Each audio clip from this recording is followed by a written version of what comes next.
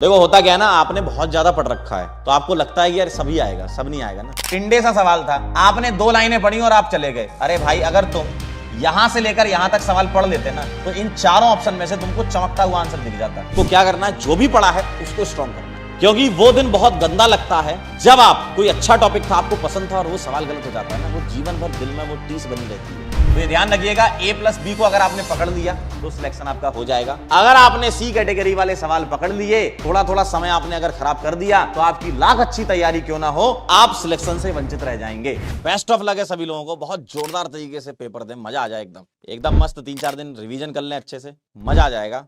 Paper देख के आपका दिल खुश हो जाएगा। देखना, आपको लगता है ना कि ये सवाल आ गया, अरे एक ही सवाल था, उसके पीछे क्यों पड़े हो, तो ये सवाल आ गया, वो तो आएगा ही, रोना थोड़ी उसके लिए। अगर पूरे पेपर में 2 सवाल मान लो भयंकर टफ है, जो तुमसे नहीं बने, वो मान लो मैक्सिमम से नहीं बने, जनता क्या करती है, अरे सर ये आउट ऑफ सिलेबस आ गया सर। अरे यार, बाकी सवाल तो थे, सिलेक्ट हुए क्या तुम? बाकी सवाल तुम सही करके आए हो क्या? तो ये थोड़ी झंडा थोड़ी उठाना है, सर 2 सवाल, सर 2 सवाल छोड़ने थे भाई, वो 2 सवाल बाकी करके आने थे, तब सिलेक्ट होते।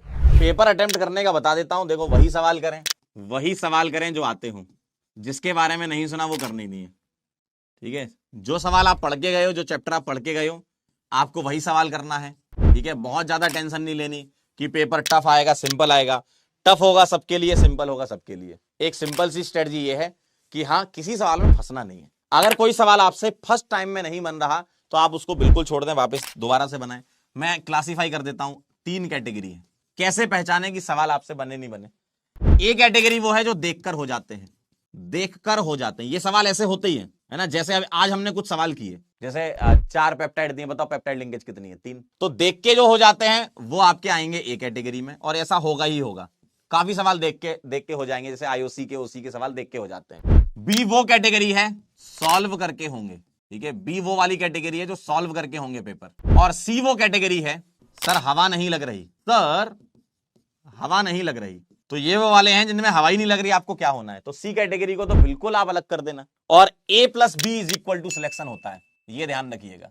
A+B is equal to selection. कोई भी आप बच्चे से पूछें जो सिलेक्ट हुआ है, कभी भी उसका सिलेबस 100% कंप्लीट हुआ ही नहीं। कभी भी किसी बच्चे का बहुत अच्छी रैंक आई तो भी 100% सिलेबस, किसी ना किसी चैप्टर में उसको डर लगा ही है, हमेशा किसी ना किसी चैप्टर में डर लगा है। तो ये ध्यान रखिएगा, A+B को अगर आपने पकड़ लिया तो सिलेक्शन आपका हो जाएगा। सी कैटेगरी बड़ी खतरनाक होती है, हवा नहीं लगती है, सवाल को घुमा फिरा के पूछते हैं। A+B से अगर समय बचेगा तो आपको सी कैटेगरी पर जाना है, और ये कैटेगरी बड़ी खतरनाक होती है, ये समय भी खराब करती है। अगर आपने सी कैटेगरी वाले सवाल पकड़ लिए, थोड़ा थोड़ा समय आपने अगर खराब कर दिया तो आपकी लाख अच्छी तैयारी क्यों ना हो, आप सिलेक्शन से वंचित रह जाएंगे। क्यों? अगर आप एक सवाल में बहुत समय देने लगे तो बाकी भी तो सवाल करने हैं। सिलेक्शन एक सवाल करने से नहीं होता, सिलेक्शन बहुत सारे सवाल करने से होता है, और सारे सवाल करने से भी नहीं होता है।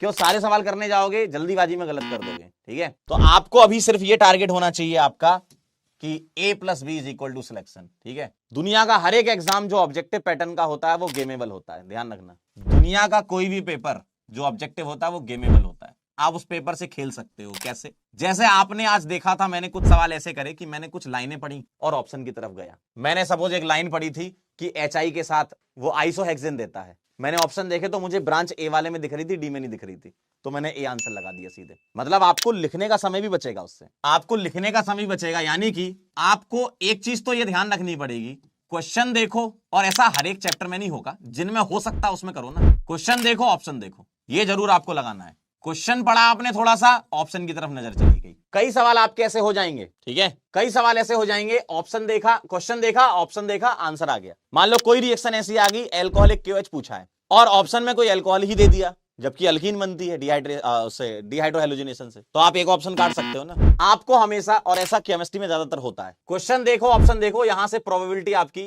100%, 75%, 50% और 25% से मामला सॉर्ट हो जाएगा। सही होने की प्रोबेबिलिटी आपकी यहां से चलेगी, 1 काटा, 2 काटे, 3 काटे और चौथा आंसर। और जितनी ज्यादा प्रोबेबिलिटी उतनी ज्यादा सही होने के चांसेस। मैथ्स तो आपने पढ़ी रखी है। तो हर एक सवाल ऐसा होगा, क्वेश्चन आपको थोड़ा पढ़ना है, और ऐसा ज्यादातर केमिस्ट्री में होता है, ठीक है, आप खुद देख लेना। तो क्वेश्चन देखा आपने, ऑप्शन देखा, उससे आपका आइडिया लग जाएगा। सवाल को देख के नहीं डरना। अगर कई बार क्या होता है, सवाल जो दिया है आपको इतने लाइन का दिया, 1 2 3 4 5 लाइन का सवाल है, एकदम पिद्दी सा सवाल था, है ना, टिंडे सा सवाल था, आपने 2 लाइनें पढ़ी और आप चले गए। अरे भाई, अगर तुम यहां से लेकर यहां तक सवाल पढ़ लेते ना तो इन चारों ऑप्शन में से तुमको चमकता हुआ आंसर दिख जाता। चारों ऑप्शन में से चमकता हुआ आंसर दिख जाता तुम्हें, अगर तुम चारों लाइनें पांचों लाइनें पढ़ लेते तो ये ध्यान रखिएगा, है ना। जो आपने पढ़ा है आपको कुछ नहीं करना, एक बार बस उसका जो भी आपके शॉर्ट नोट्स है उसको बस रिवाइज कर लेना।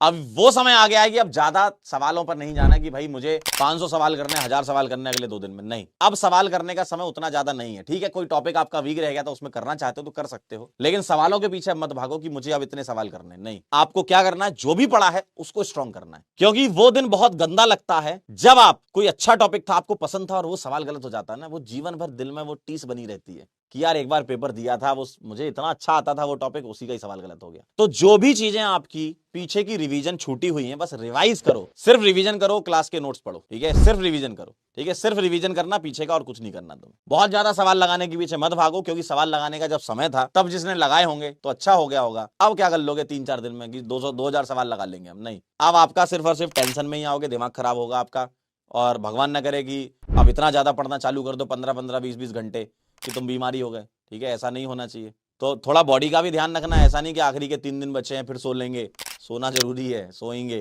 पता चला कि 3-3 घंटे 2-2 घंटे ही सो रहे हैं, दिमाग में भी कुछ नहीं जा पा रहा, क्योंकि दिमाग का तो भाई वो लेवल है ना भाई, ठीक है एग्जाम का टाइम है, थोड़ा दिमाग तेज चलता है, जल्दी जल्दी चीजें कवर हो जाती हैं, है ना, ऐसा भी होता है, लेकिन वो दिमाग आपका 5 घंटे की जगह 8 घंटे या आउटपुट देगा, 20 घंटे आउटपुट नहीं देगा।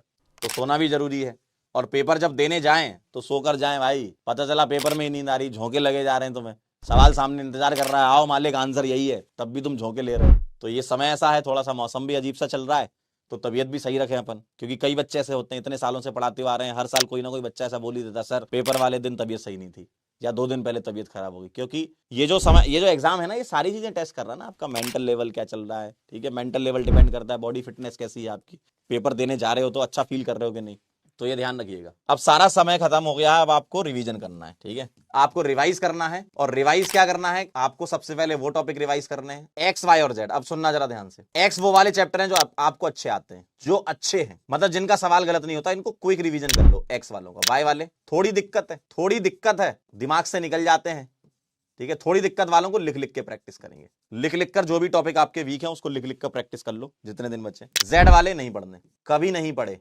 जेड वाले कभी नहीं पढ़े, कभी नहीं पढ़े तो छोड़ दो, जो कभी नहीं पढ़े अब क्या ही करेंगे, जो कभी पढ़ा ही नहीं हमने, छोड़ दो उसको। हाँ, इसमें एक चीज और ऐड कर सकते हो, वाई और जेड के बीच वाली कैटेगरी, डब्ल्यू बोल देता हूं, फॉर्मूले देख के चले जाना, सिर्फ फॉर्मूले हो सकता है मान लो आपने जो फॉर्मूला देख के गए वही सवाल आ गया, कई बार ऐसा हो जाता है, तो थोड़ा सेफर साइड की तरफ कि सिर्फ फॉर्मूले देख लिया आपने कि अच्छा इसमें ये फॉर्मूला लगता है, इसमें लगता है, इसमें लगता है, ठीक है, क्लियर एकदम। पूरा दिक्कत है मालिक तो अब हो गया, कह रहे हैं सर अगर पूरा दिक्कत हो तो देखो, अगर पूरी दिक्कत है जीवन में तो फिर गलत जगह हो, फिर आप गलत पेपर की तैयारी कर रहे हैं। तो आप क्या है, ये रिवीजन कर लो, इतना काफी है, 3-4 दिन जो बचे हैं आपके लिए, है ना। बहुत ज्यादा देखो, जो पेपर लगाने का समय होता है, मॉक टेस्ट पूछ रहे हो आप, पेपर लगाने का समय होता है, वो पेपर से जो एक्चुअल पेपर है उसके 5-7 दिन पहले तक होता है, फिर 5-7 दिन आप रिवाइज करते हो, थोड़ा अपने आप को भी अच्छा फील करवाओ कि तुमको आता है कुछ, है ना, अपने आप का कॉन्फिडेंस लेवल बढ़ाओ, यानी कि जो टॉपिक तुम्हारे अच्छे हैं, जो चैप्टर तुम्हारे अच्छे हैं, उनको बार बार रिवाइज कर लो, है ना, ताकि तुमको लगे इससे सवाल आया तो गलत नहीं करूंगा।